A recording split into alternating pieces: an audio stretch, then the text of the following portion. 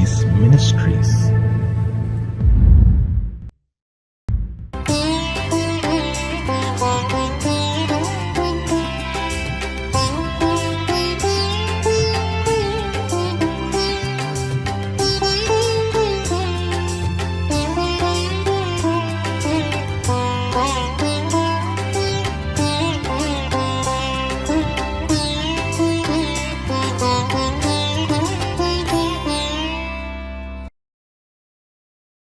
ஆண்டவரும் இரட்சகருமாகிய இயேசு கிறிஸ்துவின் நாமத்தினாலே காட் ஹூ சீஸ் மினிஸ்ட்ரீஸ் மூலமாக ஒவ்வொரு நாளும் தேவ செய்தியை கேட்டுக்கொண்டிருக்கிற தேவ பிள்ளைகள் யாவரையும் வாழ்த்துகிறேன். இந்த 11வது மாதத்தில் தேவனுடைய கிருபையும் சமாதானமும் பாதுகாப்பும் உங்களோடும் உங்கள் குடும்பங்களோடும் என்றென்றும் நிறைவாய் தங்கியிருப்பதாக. இந்த வருடத்தின் முதல் 10 மாதங்களை கடந்து 11வது மாதத்திற்குள் பிரவேசிக்க தேவனாகிய கர்த்தர் கிருபை செய்திருக்கிறார். இன்றளவும் தேவனாகிய கர்த்தர் நம்மை ஆசீர்வதித்து நடத்தி வருகிறார். இனியும் நம்மையும் நம் குடும்பங்களையும் ஆசீர்வதிக்க அவர் உண்மையுள்ளவராயிருக்கிறார். கர்த்தருடைய வார்த்தையை நாம் எந்த அளவுக்கு நம்பி வருகிறோமோ அந்த அளவுக்கு அதனுடைய பலனை நம்முடைய வாழ்க்கையிலே காணப்போகிறோம். அநேக தீங்குகள், வித்தியாசமான சூழ்நிலைகள், பிரச்சனைகள், தேவைகள் என்று எது நம்மை நெருக்கி வந்தாலும் நாம் அவை எல்லாவற்றையும் இந்த மாதத்திலே ஜெயிக்க போகிறோம். இதை விசுவாசித்து தேவனுடைய வார்த்தையை நம்பி அவருடைய இரக்கத்தையும் சமாதானத்தையும் பெற்று நாம் ஆசீர்வாதமாய் வாழ தேவனாகிய கர்த்தர் விரும்புகிறார். கர்த்தர் தாமே நம்மையும் நம் குடும்பங்களையும் இந்த மாதம் முழுவதும் பாதுகாத்து ஆசீர்வதிப்பாராக. ஆமென்.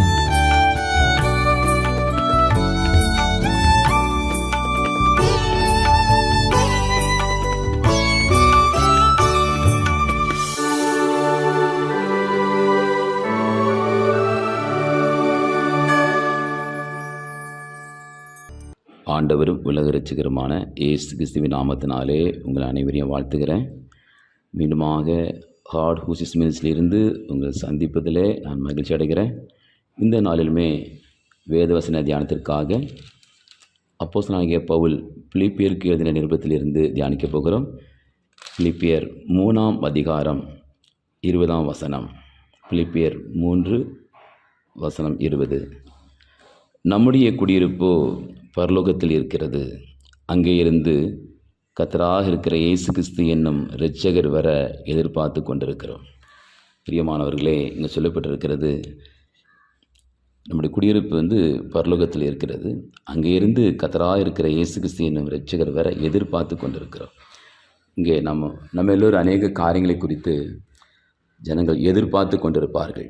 என்னென்ன காரியங்கள் என்னென்ன நேரத்தில் நடக்கும், இந்த நேரத்தில் கிடைக்கும் என்று எதிர்பார்ப்பு. படித்து கொண்டிருக்கிற பிள்ளைகள் எத்தனை வேகத்தில் நமக்கு நல்ல வேலை கிடைக்கும் என்று எதிர்பார்த்து கொண்டிருப்பார்கள். வெளிநாடு செல்ல வேண்டும் காத்து கொண்டிருப்பார்கள். எப்போது விசா நமக்கு கிடைக்கும் என்று எதிர்பார்த்து கொண்டிருப்பார்கள். எல்லோருக்கும் ஒரு எதிர்பார்ப்பு இருக்கும். இங்கே அப்போஸ்தலனாகிய பவுல் சொல்கிறார், அவருடைய தரிசனம் எல்லாமே பரலோகத்தில் பிரவேசிக்க வேண்டும் என்பதை குறித்து தரிசனம் உண்டாயிருந்தது. அதில் அவர் அதில் 3ஆம் அதிகாரம் 7ஆம் வசனத்தை சொல்கிறார் விதமாக, எனக்கு லாபமாக இருந்தவைகள் எவைகளோ அவைகளை கிறிஸ்துவுக்காக நஷ்டமட்டு எண்ணினேன்.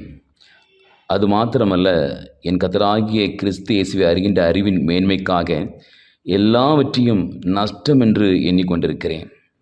நான் கிறிஸ்துவை ஆதாயப்படுத்திக் கொள்ளும்படிக்கும் நியாயப்பிரமாணத்தினால் வருகிற சுயநீதியை உடையவனாயிராமல் கிறிஸ்துவை பற்றும் விசுவாசத்தினால் வருகிறதும் விசுவாசம் மூலமாய் தேவனால் உண்டாயிருக்கிறதுமான நீதியை உடையவனாயிருந்து கிறிஸ்துவுக்குள் இருக்கிறவன் என்று காணப்படும்படிக்கு இப்படி நான் அவரையும் அவருடைய உயிர்த்தலின் வல்லமையையும் அவருடைய பாடுகளின் ஐக்கியத்தை அறிகிறதற்கும் அவருடைய மரணத்திற்கு ஒப்பான மரணத்துக்கு உள்ளாகி எப்படியாகிலும் நான் மரித்தோரிலிருந்து உயிரோடு எழுந்திருப்பதற்கு தகுதியாகும்படிக்கும் அவருக்காக எல்லாவற்றையும் நஷ்டமென்று விட்டேன், குப்பையுமாக எண்ணுகிறேன். பிரியமானவர்களே, அவனுக்கு எத்தனையோ பொருளாதார உடையவனாக அவன் காணப்பட்டான். ஆனாலும் கிறிஸ்துவின் அந்த எழுதலில் நான் பங்குள்ளவனாக ஆக வேண்டும் என்பதற்காகவே அங்கே சொல்லப்பட்டிருக்கிறது, எல்லாவற்றையும் நஷ்டமென்று விட்டேன், குப்பையமாக எண்ணுகிறேன். அந்த எல்லாவற்றையும் விட்டேன் என்று சொல்கிறார். கிறிஸ்துவுக்காக எல்லாவற்றையும் விட்டு வந்த ஒரு அப்போஸ்தலனாக காணப்பட்டான் இந்த பவுல் அப்போஸ்தலன். பிரியமானவர்களே, நாம் அதுபோல இந்த நாட்களிலே கிறிஸ்துவுக்காக நாம் என்ன செய்தோம்? நம் அனைவரும் அநேக காரியங்களுக்காக நாம் தேடுகிறோம், ஓடுகிறோம். கிறிஸ்துவுக்காக நாம் என்ன செய்திருக்கிறோம் என்பதை நாம் ஒன்று திரும்பி பார்க்க வேண்டும். பிரியமானவர்களே, ஸ்தோத்திரம். அங்கே சொல்லப்பட்டிருக்கிறது, 14ஆம் வசனத்தில் சொல்லப்பட்டிருக்கிறது, கிறிஸ்து இயேசுவுக்குள் தேவன் அழைத்த பரம அழைப்பின் பந்தய பொருளுக்காக லெக்கை நோக்கி தொடர்கிறேன். ஸ்தோத்திரம். அந்த லெக்கை நோக்கி நான் ஓடிக்கிட்டு இருக்கிறேன். நமக்குன்னு ஆண்டவர் ஒரு லெக்கை வைத்திருக்கிறார். இந்த உலகத்தில் அந்த லெக்கை நோக்கி ஓடக்கூடிய அனுபவம் இருக்க வேண்டும். அதாவது நம்மளை சுற்றி நிற்கின்ற பாவத்தையும் தள்ளிவிட்டு நாம் முன்னோட்டு ஓடக்கூடிய ஒரு நிலைமை நமக்குள்ளாக காணப்பட வேண்டும் என்று ஆண்டவர் விரும்புகிறார். ஹல்லேலூயா. தேவநாமத்துக்கு மகிமை உண்டாவதாக.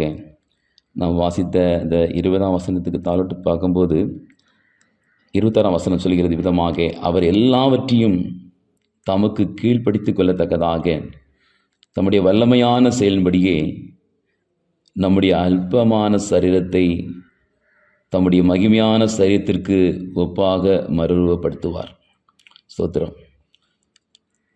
அவர் எல்லாவற்றையும் தமக்கு கீழ்ப்படுத்திக் கொள்ளத்தக்கதாக தம்முடைய வல்லமையான செயலின்படியே நம்முடைய அல்பமான சரீரத்தை தம்முடைய மகிமையான சரீரத்திற்கு ஒப்பாக மறுரூபமாக்குவார். கிறிஸ்துவை போல நம்மளை மாற்றுவார் என்று பார்க்குறோம். அவர் இருந்த வண்ணமாகவே நாம் அவரை தரிசிப்போம் என்று வசனம் சொல்கிறது. அவரை போல நம்மளை மாற்றுகிற ஆண்டவர். அப்படி செய்யும் பொழுது, நாம் இந்த பூமியில் வசிக்கும் பொழுது நாம் எவ்விதமாக வாழ வேண்டும், நம்முடைய ஜீவிதம் எப்படி இருக்க வேண்டும் என்பதை நாம் அதிகமாக நாம் ஆராய்ந்து பார்க்கக்கூடியவராக இருக்க வேண்டும். அவருக்காக நிலை கொண்ட வாழ்க்கை, அவருக்காக பரிசுத்தமாக வாழ்கிற ஒரு வாழ்க்கை, எல்லாவற்றையும் இந்த கிறிஸ்துவுக்காக எல்லாம் விட்டவராக காணப்பட வேண்டும் என்று கர்த்தர் விரும்புகிறார். ஸ்தோத்திரம். அதே வசனத்தில் சொல்லப்பட்டிருக்கிறது, அதிகாரத்தில் 3ஆம் அதிகாரத்தில் ஸ்தோத்திரம் 3ஆம் வசனம், ஏனெனில் மாம்சத்தின் மேல் நம்பிக்கையிராமல் ஆவியினாலே தேவனுக்கு ஆராதனை செய்து கிறிஸ்து இயேசுவுக்குள் மேன்மை பாராட்டுகிற நாமே விருத்த சேதனம் உள்ளவர்கள். மாம்சத்தின் மேல் நம்பிக்கை வைக்க வேண்டுமானால் நானும் வைக்கலாம். வேறொருவன் மாம்சத்தின் மேல் நம்பிக்கையாக இருக்க நினைத்தால் நான் அதிகமாக அப்படி செய்யலாம். ஸ்தோத்திரம். பவுல் அவருடைய சாட்சியை சொல்கிறார். ஸ்தோத்திரம். நான் 8ஆம் நாளில் விருத்த சேதனம் அடைந்தவன். இஸ்ரவேல் வம்சத்தான், பென்யமீன் கோத்திரத்தான், எபிரேயன் பிறந்த எபிரேயன், நியாயப்பிரமாணத்தின்படி பரிசேயன், பக்தி வைராகத்தின்படி சபையை துன்பப்படுத்தினவன், நியாயப்பிரமாணத்துக்குரிய நீதின்படி குற்றம் சாட்டப்படாதவன். இப்படிலாம் இருந்துட்டோம். அவர் 7ஆம் வசனம் சொல்கிறார் விதமாக, ஆகிலும் எனக்கு லாபமாக இருந்தவைகள் எவைகளோ அவைகளை கிறிஸ்துவுக்காக நஷ்டம் என்று எண்ணினேன். அது மாத்திரமல்ல, என் கர்த்தராகிய இயேசு கிறிஸ்து என்கின்ற அறிவின் மேன்மைக்காக எல்லாவற்றையும் நான் நஷ்டம் என்று எண்ணிக்கொண்டிருக்கிறேன்.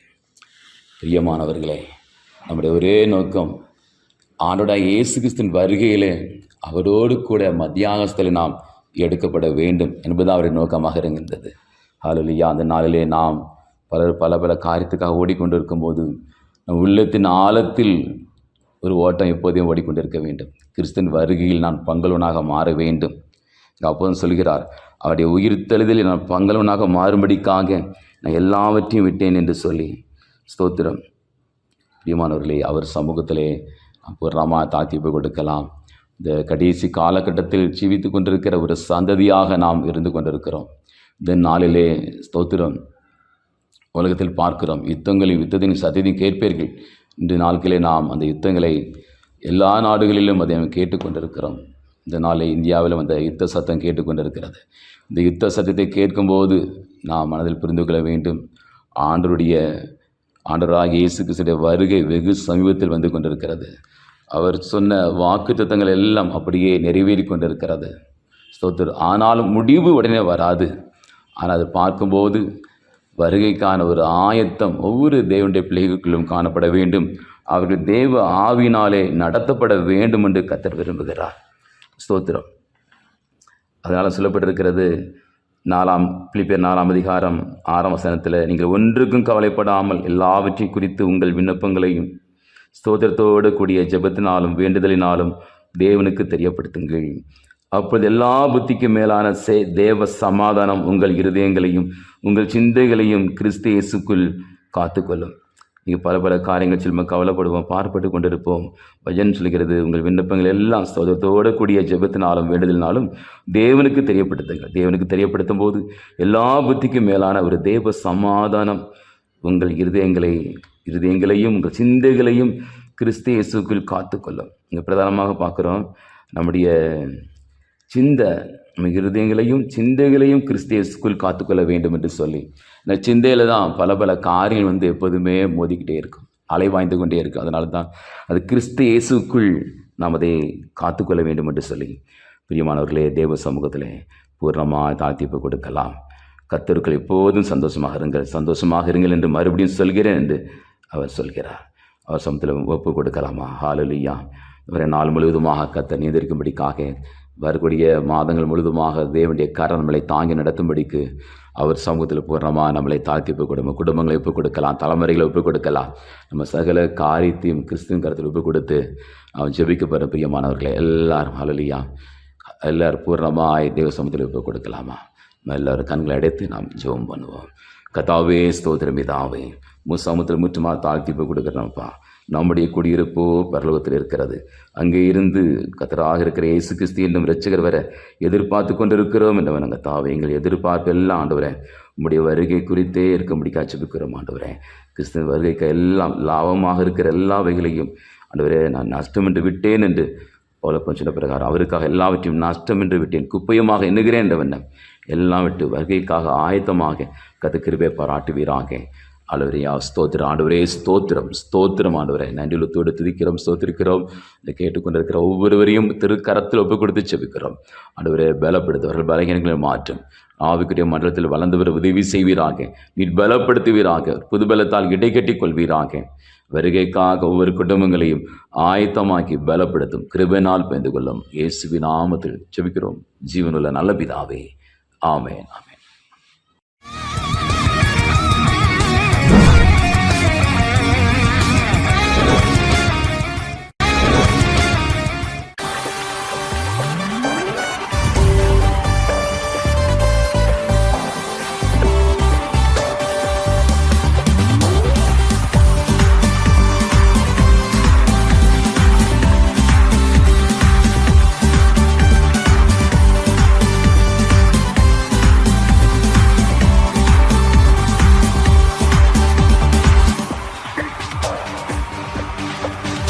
அலங்கார வாசலாலே பிரவேசிக்க வந்து நிற்கிறோம்.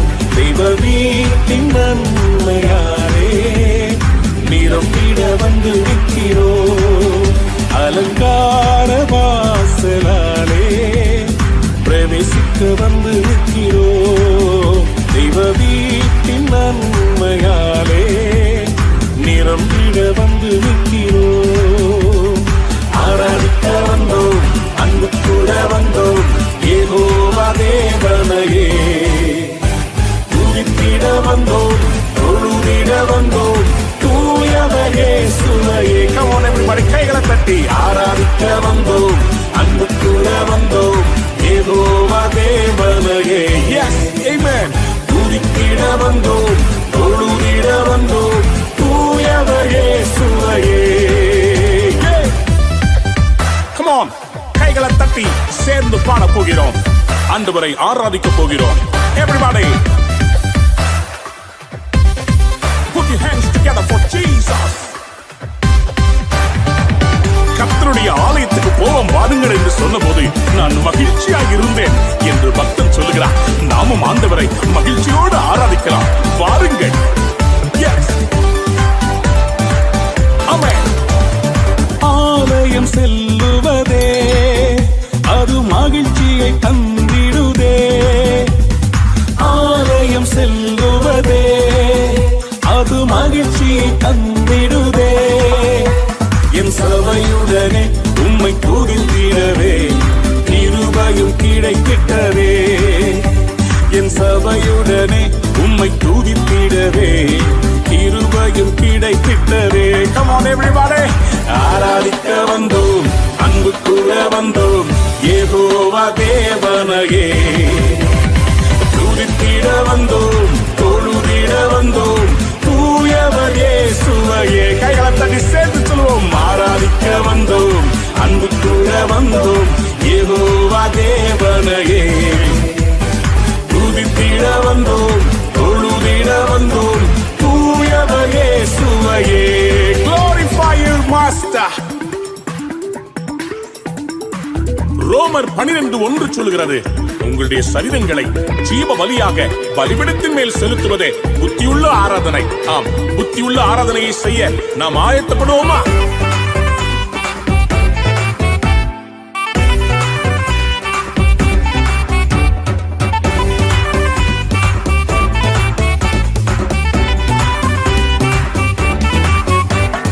பலிகளை செலுத்திடவே, ஜீவ பலியாக மாறிடவே. பலிகளை செலுத்திடவே, ஜீவ பலியாக மாறிடவே. மறுரூபத்தின் இதயத்தை தந்தீரே, ஸ்தோத்திரம் ஸ்தோத்திரமே. மறுரூபத்தின் இதயத்தை தந்தீரே, ஸ்தோத்திரம் ஸ்தோத்திரமே. ஆராதிக்க வந்தோம், அன்பு கூற வந்தோம், யெகோவா தேவனையே. Yes Lord. துதித்திட வந்தோம், தொழுதிட வந்தோம், தூயவர் இயேசுவையே. கைகளை தட்டியே ஆராதிக்க வந்தோம், அன்பு கூற வந்தோம், யெகோவா தேவனையே. துதித்திட வந்தோம், தொழுதிட வந்தோம், தூயவர் இயேசுவையே. நன்மை செய்தவருக்கு நன்றி செலுத்த வந்திருக்கிறோம். எங்கள் காணிக்கைகளை கொடுப்பதற்காக அல்ல, விதைப்பதற்காக வந்திருக்கிறோம். ஆமென், ஆமென், ஆமென்.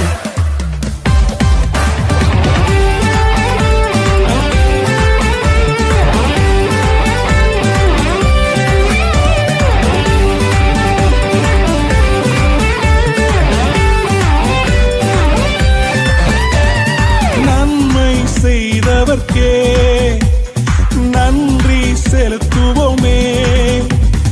நன்மை செய்தவர்க்கே நாங்கள் நன்றி செலுத்துவோமே. எம் காணிக்கையை உம் கரங்களிலே உற்சாகமாய் விதைக்கிறோமே. எம் காணிக்கையை உம் கரங்களிலே உற்சாகமாய் விதைக்கிறோமே. ஆராதிக்க வந்தோம், அன்பு கூற வந்தோம், யெகோவா தேவனையே. Come on everybody. துதித்திட வந்தோம், தொழுதிட வந்தோம், தூயவர் இயேசுவையே. கைகளை தட்டி come on. ஆராதிக்க வந்தோம், அன்பு கூற வந்தோம், யெகோவா தேவனையே. துதித்திட வந்தோம், தொழுதிட வந்தோம், தூயவர் இயேசுவையே. Are you ready to worship? ஆராதிக்க வந்தோம், அன்பு கூற வந்தோம், யெகோவா தேவனையே. Come on, come on. துதித்திட வந்தோம், தொழுதிட வந்தோம், தூயவர் இயேசுவையே. எல்லாரும் சேர்ந்து பாடுவோமா? ஆராதிக்க வந்தோம், அன்பு கூற வந்தோம், யெகோவா தேவனையே. Yes Lord, we worship you Lord. We adore you. We praise you. உம்முடைய நாமத்தை உயர்த்துகிறோம். நீ பெரியவர், நீ நல்லவர். Thank you Jesus. துதி கனம் மகிமையுமே முழு மனதோடு செலுத்துவோமே. துதி கனம் மகிமையுமே முழு மனதோடு செலுத்துவோமே. சம்பூரண ஆசீர்வாதங்களால் திருப்தியாய் அனுப்பிடுமே.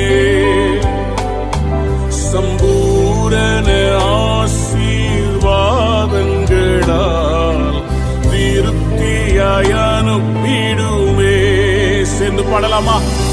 ஆராதிக்க வந்தோ, அன்பு கூற வந்தோ, யெகோவா தேவனையே.